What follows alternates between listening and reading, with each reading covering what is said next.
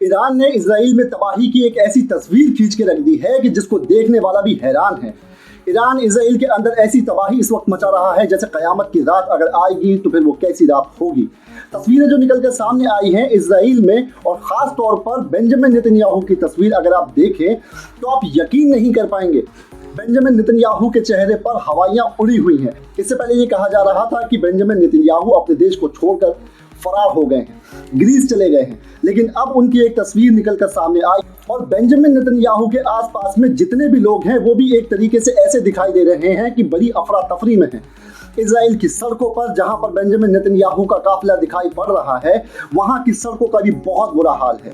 वो तस्वीरें मैं आपको दिखाऊंगा, उससे पहले जरा ये तस्वीर देखिए।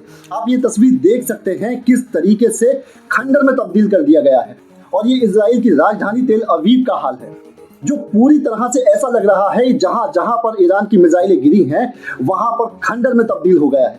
देखिए किस तरह कितनी भयंकर तरीके से यहाँ पर मार पड़ी है, और ये जिस तरह से इजराइल का नुकसान हुआ है ये तस्वीरें निकलकर सामने आई हैं। और ये बिल्डिंग जिस तरह से जर्जर दिखाई दे रही है, कुछ ऐसी ही बिल्डिंग गाजा के अंदर भी नजर आती थी, लेकिन जिस गाजा में ईरान इजराइल की तरफ से कहर बरपाया गया है, आज खुद इजराइल का वही हाल है। और दूसरी तरफ तस्वीर अब ये देखिए, तस्वीर देखिए, इजराइल के कई इलाकों से लोग अब सेफ प्लेस की तरफ जा रहे हैं। ये तस्वीर जो है वो अपने आप में बहुत कुछ बयान करती है। अगर इजराइल में ऐसे हालात हो गए हैं, अगर इजराइल के लोग अपने लिए सेफ स्थान ढूंढ रहे हैं, सुरक्षित जगह ढूंढ रहे हैं, तो इसका मतलब ये है कि इस वक्त में इजराइल में ये कह सकते हैं कि दहशत का माहौल बरपा हुआ है। और ऐसी दहशत ईरान ने फैलाई है। इस बात को जब दुनिया देख रही है तो वाकई इजराइल के अपने आप में एक बहुत बड़ी हार है।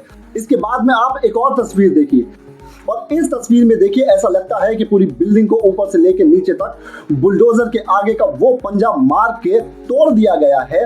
तो ये मिसाइल गिरी है, और मिसाइल की मारक क्षमता आप तस्वीर के जरिए नापने की कोशिश कर सकते हैं, जो बताती है इजराइल का वाकई में बहुत बड़ा नुकसान हुआ है।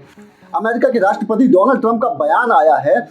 उन्होंने बयान दिया है इजराइल और ईरान को लेकर के, हालांकि वो भारत और पाकिस्तान के करीब करीब 1.5 दर्जन बार ये बयान दे चुके हैं, लेकिन अब उन्होंने बयान दिया है ईरान और इजराइल को लेकर के। अब डोनाल्ड ट्रंप किसकी तरफ है ये सब जानते हैं, लेकिन इसके बावजूद उनका जो बयान निकल करके सामने आया है उसको देखना चाहिए। डोनाल्ड ट्रंप कह रहे हैं जैसे मैंने भारत और पाकिस्तान के बीच में सीज फायर कराया, उसी तरीके से मैं ईरान और इजराइल के बीच भी सीज फायर कराऊंगा। ये तस्वीरें जो हैं वो अपने आप में बहुत कुछ बयान करती हैं कि डोनाल्ड ट्रंप वो लगातार जिस तरीके से दावे कर रहे हैं भारत और पाकिस्तान के बीच में सुलह कराने के, वैसे ही दावे वो इजराइल और ईरान के बीच में कर रहे हैं।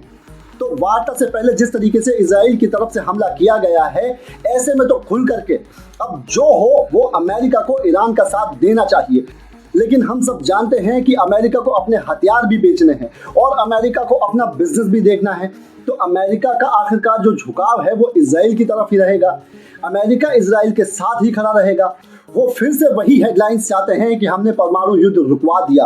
अब जरा ये तस्वीर देखिए, बेंजामिन नेतन्याहू और उनके आसपास में जो उनके सिक्योरिटी गार्ड है, बाकी उनके जो सलाहकार हैं, वो आपको दिखाई दे रहे हैं। वो एक साइड पर पहुंचे हैं जहां पर अटैक हुआ है, वहां पर वो पहुंचे हैं और बताया जा रहा है बिल्कुल हाव भाव उड़े हुए हैं।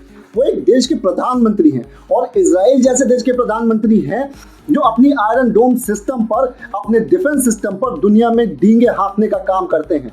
उनकी हालत और उनके चेहरे का हाव भाव पढ़िए।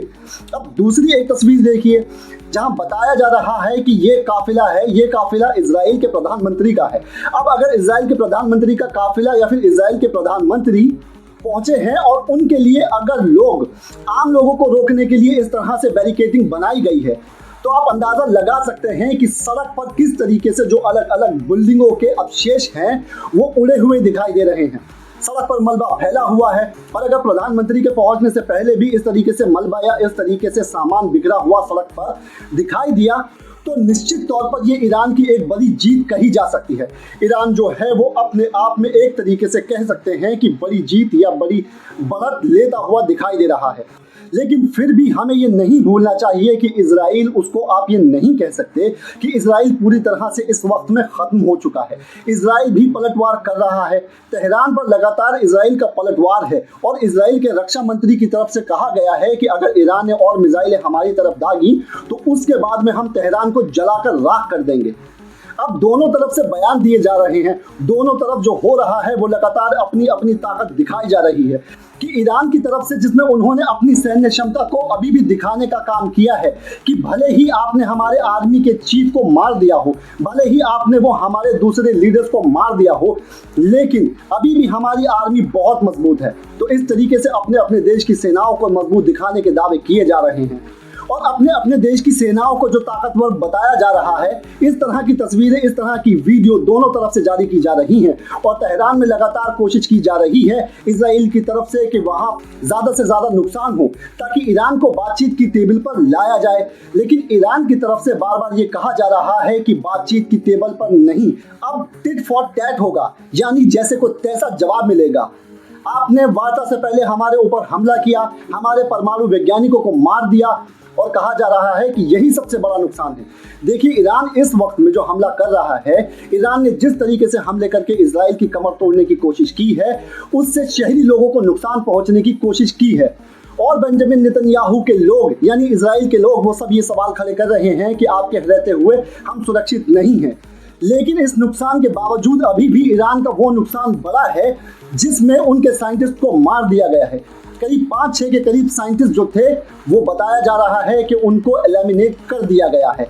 और साइंटिस्ट, वो जो परमाणु बम बना रहे थे, अब अगर परमाणु बम बनाने वाले साइंटिस्ट को मार दिया जाता है तो निश्चित तौर पर, क्योंकि जो अपना आपका मास्टर होता है वो आपका लीडर होता है, अगर वो मार दिया जाए फिर एक वक्त लगता है। लेकिन ईरान बार बार ये कहने और ये दिखाने की कोशिश कर रहा है कि भले ही आपने हमारे कुछ वैज्ञानिकों को मार दिया हो, भले ही आपने हमारे कमांडर्स को मार दिया हो, लेकिन ऐसा नहीं है कि हम पूरी तरह से बैकफुट पर आ गए हैं। ऐसा नहीं है कि हम आपके सामने सरेंडर कर देंगे। हमारे पास में एक बड़ी लंबी टीम है और ये बात पहले से होती आई है। पहले से हमने देखा है, ईरान में अगर एक नेता जाता है या एक लीडर को मार दिया जाता है तो दूसरा लीडर तुरंत उसकी जगह ले लेता है। ईरान में इस वक्त अलग अलग मस्जिदों के ऊपर लाल झंडे फहराए जा रहे हैं और लाल झंडे लहराने का मतलब यह है कि आप शहादत के लिए, कुर्बानी के लिए तैयार रहिए। अपने लोगों को, अपनी फौज को इस बात को कहा जा रहा है और अगर इस तरह के हालात बनते हैं तो फिर सोचिए कि इजराइल का क्या हाल होगा। सारी तस्वीरें लगातार निकल के सामने आ रही हैं कि इजराइल के विमान को ईरान की तरफ से मार गिराया गया है। पर हैरत की बात यह है कि जो देश ये दावा करता था कि उनके एरिया में, उनके क्षेत्र में कोई चिड़िया भी पर नहीं मार पाएगी, उनका एयर डिफेंस सिस्टम सबसे ज़्यादा मजबूत है, उसके विमान इस वक्त में धरती चाटते हुए नजर आ रहे हैं। उसके विमान इस वक्त में धरती के ऊपर मलबे के ढेर में तब्दील होते हुए दिखाई दे रहे हैं। ये बहुत बड़ी बात है और लगातार इरना से, जो ईरान की सरकारी न्यूज़ एजेंसी है, उसकी तरफ से अपडेट किया जा रहा है कि ईरान सक्सेसफुली अटैक कर रहा है इजराइल पर और उसके एयर डिफेंस सिस्टम पर। तेल अवीव में जिस तरीके से धमाके हो रहे हैं, उसके बाद में लगातार मुसीबतें बढ़ती जा रही हैं और ये मुसीबत अब कहीं ना कहीं बेंजामिन नेतन्याहू के गले की फांस बन गई है। सबसे बड़ी बात यह है कि जो एयर डिफेंस सिस्टम पर इजराइल की धमक होती थी, एक हेकड़ी होती थी, वो भी इस वक्त में बैकफुट पर है। तो ऐसे में आमने सामने की लड़ाई में तो इजराइल कभी ईरान के सामने खड़ा नहीं हो पाएगा और अगर उसके एयर डिफेंस सिस्टम को, उसकी टेक्नोलॉजी को भी नेस्तनाबूद कर दिया जाए तो फिर उसके बाद में वाकई नेतन्याहू के लिए एक कयामत की रात होगी। इजराइल ईरान के मुकाबले में टेक्नोलॉजी के हिसाब से ज़रूर इजराइल कहीं ना कहीं पर आगे नज़र आता है, लेकिन अगर सेना के हिसाब से बात करें तो ईरान की सेना बहुत आगे नजर आती है। तो कुल मिलाकर के ये स्थिति जो है वो दिखाई दे रही है और निश्चित तौर पर कागज पर अगर आप देखें तो कागज पर भी इस वक्त में इजराइल कोई बहुत बड़ी बढ़त नहीं बनाए हुए है। ये बात सही है कि अमेरिका इस वक्त में इजराइल के साथ खड़ा है। डोनाल्ड ट्रंप भले ही कुछ भी कहें, लेकिन डोनाल्ड ट्रंप और अमेरिका आखिरकार वो इजराइल को ही सपोर्ट करेंगे। लेकिन ये बात भी सही है कि चीन हो या रूस हो, ये दोनों बड़े देश हैं दोनों महाशक्तियां हैं वो ईरान के साथ में खड़े हुए नजर आएंगे। और दोस्तों, जब युद्ध शुरू होता है तो चारों तरफ से यही देखा जाता है कि कौन किसके साथ है, किसका पलड़ा ज्यादा भारी है। और डोनाल्ड ट्रंप वैसे भी किसी के फड्डे में टांग अड़ाने वाले नहीं हैं। वो एक तरीके से अपनी हवाबाजी जरूर करते हैं, वो बयानबाजी जरूर करते हैं, लेकिन ऐसा नहीं है कि वो खुद जा करके कोई जंग अपने लिए मोल ले लेंगे।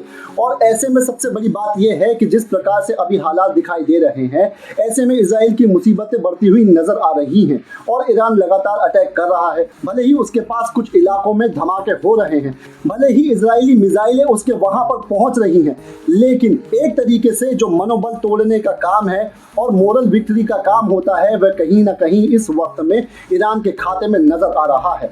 तो अब देखना यही है कि इजराइल ऐसे में क्या बातचीत की टेबल पर जाकर किसी तरीके की बातचीत करेगा या किसी तरीके के सेटलमेंट की तरफ जाएगा। हालांकि ईरान ने साफ कह दिया है कि हम इस वक्त किसी तरह की बातचीत करने के मूड में नहीं हैं। हम एक तरीके से निर्णायक जवाब देने के मूड में हैं। जो हमारे साथ में किया गया है उसका पूरा जवाब दिया जाएगा। तो अब ये जंग किस तरीके से आगे बढ़ती है, कैसे आगे बढ़ती है, और इस जंग में सबसे बड़ी बात यह है कि दुनिया भर के मुल्क और भारत की स्थिति वो भी देखने वाला है, क्योंकि भारत के अच्छे संबंध ईरान से भी हैं और इजराइल से भी हैं। नरेंद्र मोदी के आने के बाद में कोशिश की गई कि इजराइल के साथ में ज़्यादा संबंध दिखाए जाए, लेकिन सवाल यही बना हुआ है कि अगर आगे जो है वो इजराइल का भविष्य क्या होगा। इजराइल क्या वाकई में एक लंबी जंग ईरान के साथ में झेल पाएगा, क्योंकि ईरान को तो एक तरीके से आप ये कह सकते हैं कि आदत है, और ईरान जो है वो इस तरीके से वार को झेलने के लिए जो है वो अपने आप को पहले से प्रिपेयर कर चुका है। अब किसकी जीत होगी और किसकी हार होगी, ये तो आने वाला वक्त ही तय करेगा।